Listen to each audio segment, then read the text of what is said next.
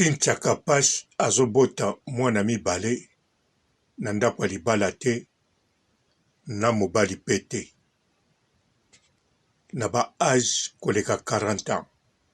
Bandeko ezali pasi mpona Cynthia Kapash teme mpona basi mingi oyo bazozela toujours libala na age ya 40 ans bazozela surtout babota kaka na kati ya ndako ya libala wana nde eza problème. Oyo ya Cynthia Kapash eza kutu problème penza ya makasi te po azwi chance ya libala te. Me ba oyo bakomi na age ya Cynthia Kapash balingi kaka babota na mobali. Bon, ebongi tosolola ngo. Mbote bapapa bamama bandeko. Mbote barando na barandonete. Mbote batoyo balingaka rando na ba oyo balingaka rando te. Mbote ba jeune garçon na ba jeune fille. Mbote bana mike na ba bébé. Mbote ba Sainte Anoirite, Sainte Thérèse, Sainte Ingrid Kabongo. Bandeko foko yeba en réalité être humain biso bato. Mwana mwasi na réalité na âge ya 28 ans, 29 ans, 30 ans akomi koko. Bosilika te bozala calme. Na lobi te bokomi bakoko. Na lobi na biso ba être humain. Soko longoli l'État. Olongoli ba loi o esalama. Tobando vivre ndenge, tobanda ko vivre kaka na ba loi to na ba tangwa kala ndenge to salama ki bato. Kala mingi te kaka na 1900 oyo. Bokomona bakoko na bino mingi babota bango na ba mama ndenge Manik de John abota Jonathan na 13 ans.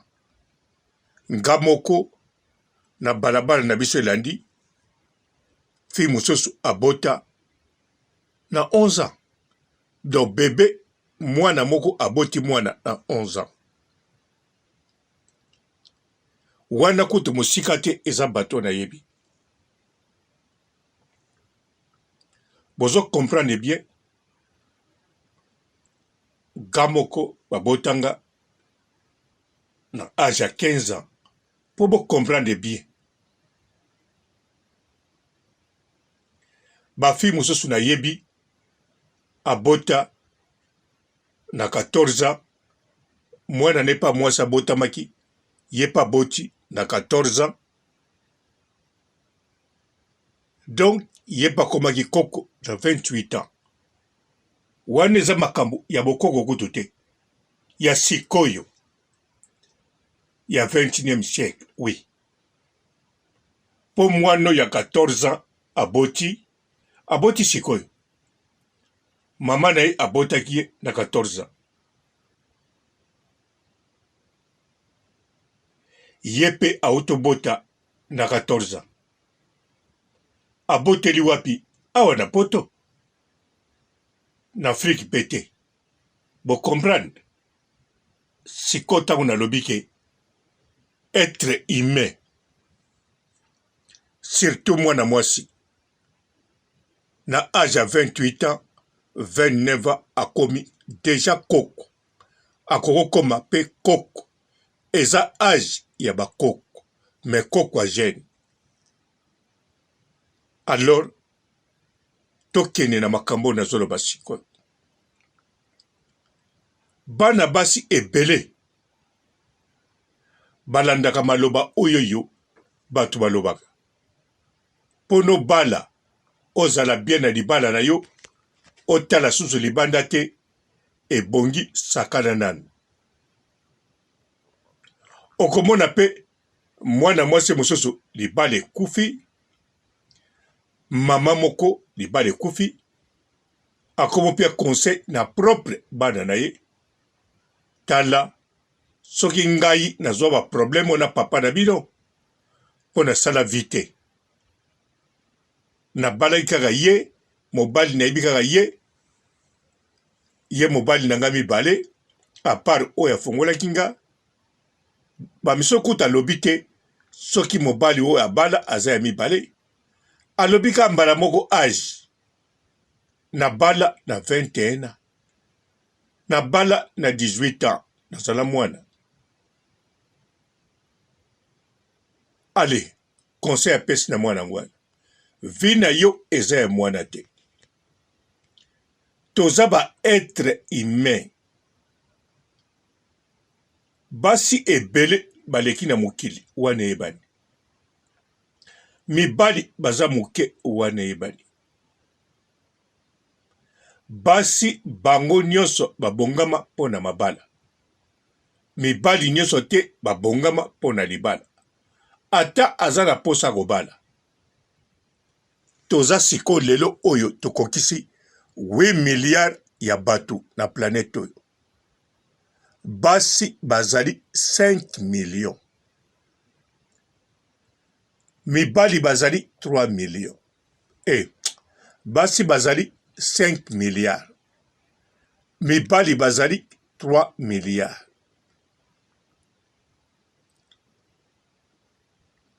Sikoyo na basi o baza na chômeur baza na bango ebele, mais baza kaka prêt pona libala.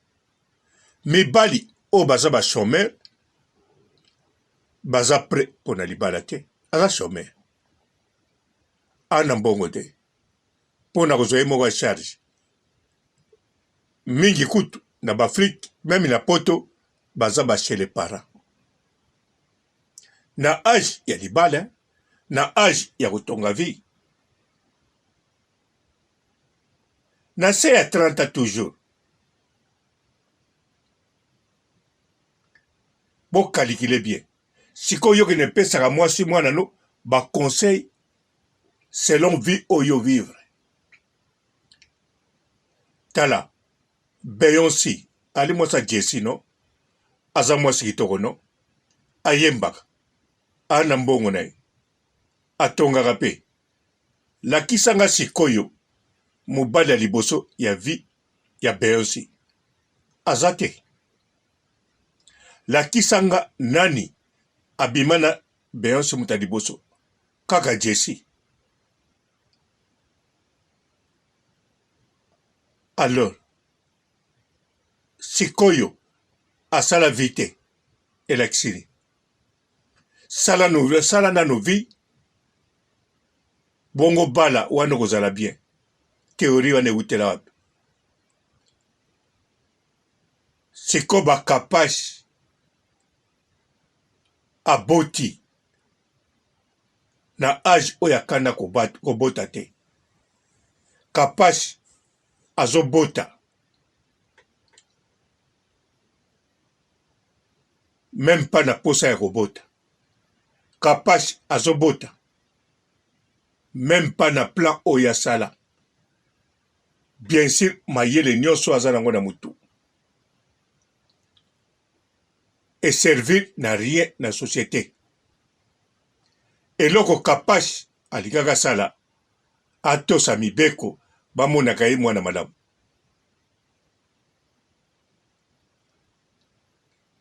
Nalobi te akobima na mibali te. Mibali abimaka na bango. Ayebi tangu na bimaka na bango ya kobombama bakomona nga mwana malamu. Donc asala tout po amonanaka mwana malamu.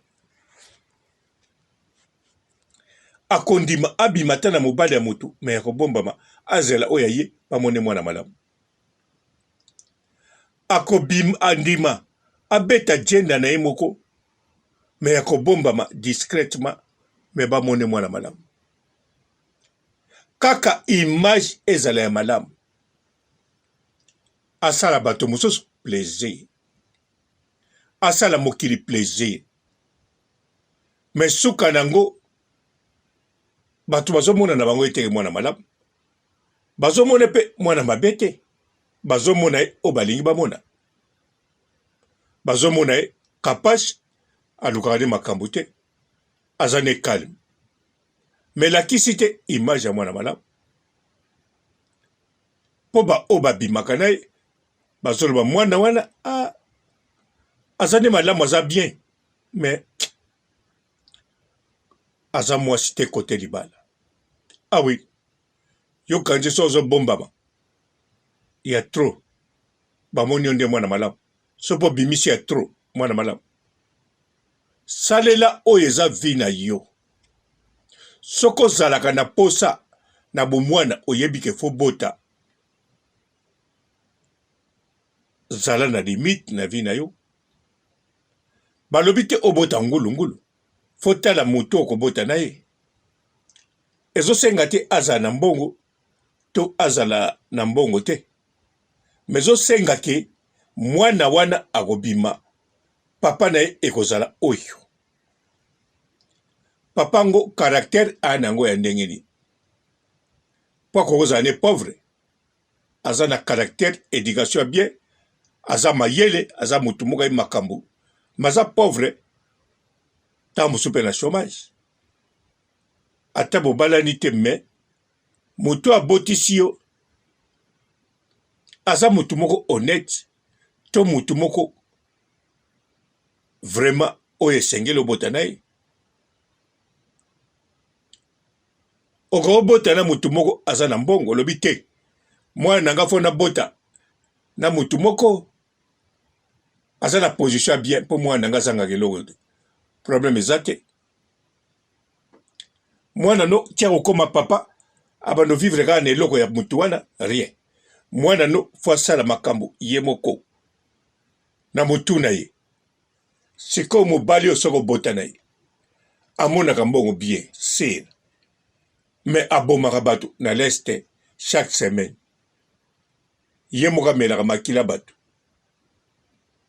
kasi oboti momeli makila moto aboma okoma sikoyo nini no nakobeta priere nakokende bapaster losambo bakata bagénération wana nyonso kasi bapaster bakata ya bafamille na bango ba 5e génération bakata no tomona mpe pendant 10 ans bakati ya motu moko te na libota wana so babotama 5 bakati ya 5 tomoni mpe ke bakatana eya teke o 4 simbi te moko kaka esimbi non wana elakisi ata bakataki na bango te moko wana elinga osimbaka mpo bokozala 5 bobotami na papa moko mama moko moko akokocreye kaka différent ye moko ekokobaluka siko bakapage akende botaka mwana mibale na baage ya bongo soki mpo lobi balobi tika kapage asali yo nini tika ye vi na ye kapage nga nazosimba ye te nazoloba mpe mpenza na ye te me natie ye wana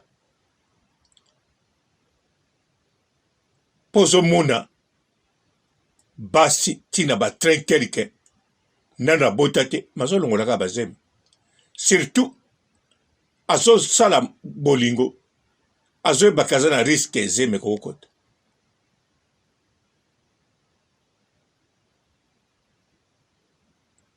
surtout azobanga azozela kaka motu moko abonga deja voire même soki na kisasa apona kota kobalela na cité deja kobala te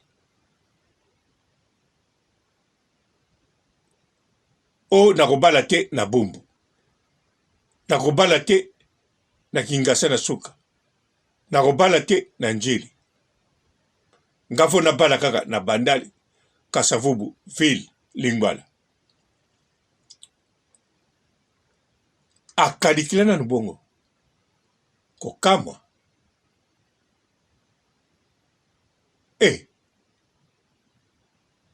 eya pasi yango so botali bien mokili oyo kilelo ndenge tambulaka boye bato ebele oyo bali baresponsable oyo baza na couple bazali bato oyo basala bakalikile ya buzoba oyo te grâce na bango bacouple ezali mpo soki bato wana basalaki bakalikile ya boye mbele bacouple elaka même pas lelo basi bali 5 milliards mibali 3 milliards na mibali yango mobali soko za chômeur mobali ya te difficulté déjà et comme problème yo moko na courage eza te so mpe bali bakotso mario oboyi na mpo mingi mpe baboyaka mario na kati ya mibali yango kaka bato ya mitu bali mitu eza na problème na kati ya mibali yango kaka bazokende bitumba kobunda bitumba na kati ya mibali yango mpe kaka soki bato bakoti na mboka wana babomaka liboso mibali kaka na 3 milliards wana bazodimine bongo yo okokisi 30 ans ozoloba te 30 eza age ya kotula te wana yali ntango bakoko na biso babala wana yaki makambo ya kala awa ozoloba bongo age ya kokufa bapusa ngo ezonga neti na ntango ya kala okovivre 4 siècle non ntango ozoloba kaka 30 eza age ya kotula te siko tala bamama oyo baza deja na 50 ans 60 ans tala bango ntango kotala bango yeba yo soko oza na 30 ans otikali na 20 ans mpo koma neti bango mpe 20 ans no wana okomona yango ekokende mbangu donc okofete 20 bonne année 20 Noël okomi neti bamama wana ozomona neti kala te ozobala te ozobala ozomonaki balingako na nzela basi tu balingaka bango na nzela soki balingaka bango te mbele bandumba batia wana mbongo te ndumba ataza mabe ndenge nini atiaka apria ofuti atie na minute juste atiaka mpe matabisi te obongano mpe na vie ozano mpe homme sel wana ndako no makambo tu oleki ye olobi olingi olongole kuna obala ye otya ye azoseksio azoloba ne kaka abi tokotalaka me ntango okei akipene te soki otuni ye balobi no bongo mpo na nini oboyi alobi makambo wana nayoka yango mbala ebele eza baclient moko desespoir eleki mingi nazoloba na bino juste eza bongo natala yango mpe na youtube baloba yango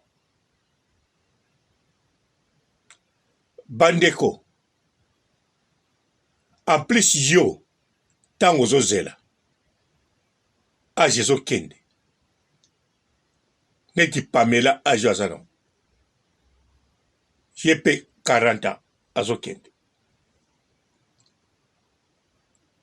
ye kutu namona deja akoma kopona bon ye mpe akoma kopona susu te masalaki erreur nayebi kutu te mpo na ye bon nakoloba kaka te tosote Pamela wadol akabwani na mobali oyaki na ye na mwana moko deux fois bala siko rapide soki azokanisa aza la plus jeune nayebi te o Keren Mboyo akokanisa soki Keren Mboyo azokanisa kutu bongo te bongo bano babimi na TikTok ebele TikTok ezosalela bango publicitaire mpo mwana mpo balinga ye so aza na Kisasa fo ere moko akesomba biloko bazotia lito ya kima azonga na ndako ya na bango asurveiller mokolo akomona moto alinga sepea na ye atali ke ere oyo ya na bango ayaka beti kara par hasard na difficulté mokolo bakutana ekokosimba mpe balingani matata so ebandi afa babala ye mobali wana azobanga azosala boye et koko ba ne to ba moi wana komo bimasusu na copain ka classe to na voisin to avandi bongo mais TikTok ndenge ye akoko linga na TikTok ba sololi ba mesani mokola liboso ba kuta na nzela ata ba pesa na rendez-vous te soka moni ye abi mobali o pe na lukaka yeyo ila solaka na zaka kitoko boy mobali pa lobi mwana ngwa mwasa zaka kitoko boy ba pesa ni ka mbote bonjour ba lekani tango ba oke na TikTok ba koti susu ba ko solola na ndenge moko bolingo modele ko mata bongo mukolo ba okuta na nga na yaya vaut mieux boma bango. Donc les bala bolingo bana wana oba bimisi koyo na TikTok na mukuse bako bala avant na bandela po bino pe bwana TikTok bana o baza sikoyo ba 18, 19, 20 ans bako bala avant 25 ans. Donc avant bino bato bwana 30 ans po bino bozo tala mingi mibali ya 35 ans 34 ans 33 ans 32 ans 31 ans na 30 ans âge na yo olinga zala mokolo mingi te c'est normal wana 30 ans ozo reni oza kitoko mibali bazo lingo partout. Alors, bana wana ya 20 ans, 21 ans, 22 ans. Bango batalaka bana 22 ans te. Bazo mona bango bana mike. Oya 18 ans, batalaka bana 18 ans te. Batalaka oya 25 ans. Agoko matina 28 ans. Alors, oya 22 ans. Agoko mana oya 30 ans. Âge na oyo zoli. 32 ans pe. Ce pas lingi a signé 35 ans. Alors, il y a 35 ans, il y a 32 ans, il y a 30 ans. Tant au moins 22 ans à quoi lié. En tout cas, babani balamogo vi. Babani beko bota. Encore le quoi tant aux agènes. Bako bota 4 mbalamogo mwasina na koksi 30 ans. Ba pemi. Ndenge za na Belgique, c'est ok. Même na France, même na Angleterre. Même na Portugal, okomona bana ya 28 ans, bazana ba 4 bana, azapa en couple, bakabona te na mobali.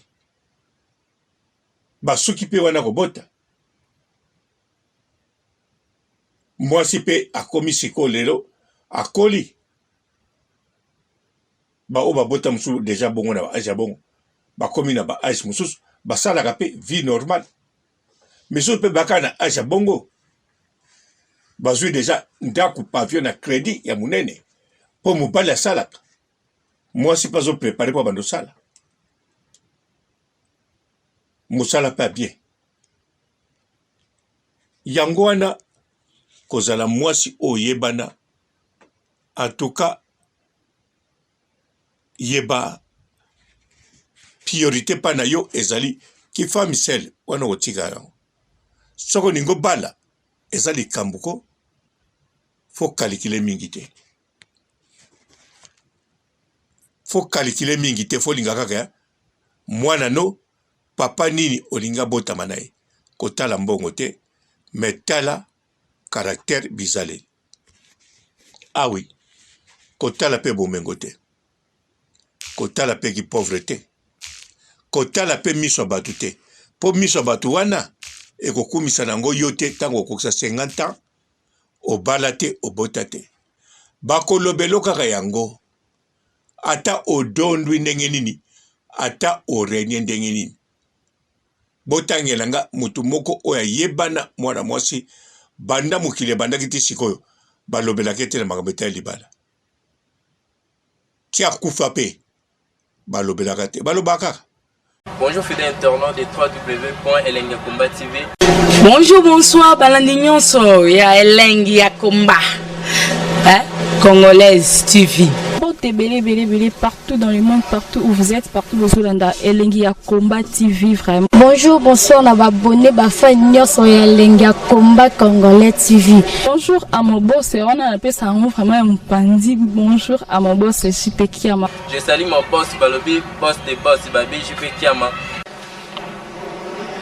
Bonjour, la Elengi ya Combat Congolais TV, vraiment. Ramon Lazana, chef de chaque topo, il y a boss de JP Kiama, et boss des boss, il y a Amayadache, donc Maxime Talon Lazaki. Il y a boss Nabiso JP Kiama. Eh, nzamela ba boss bazali, ba boss bazali.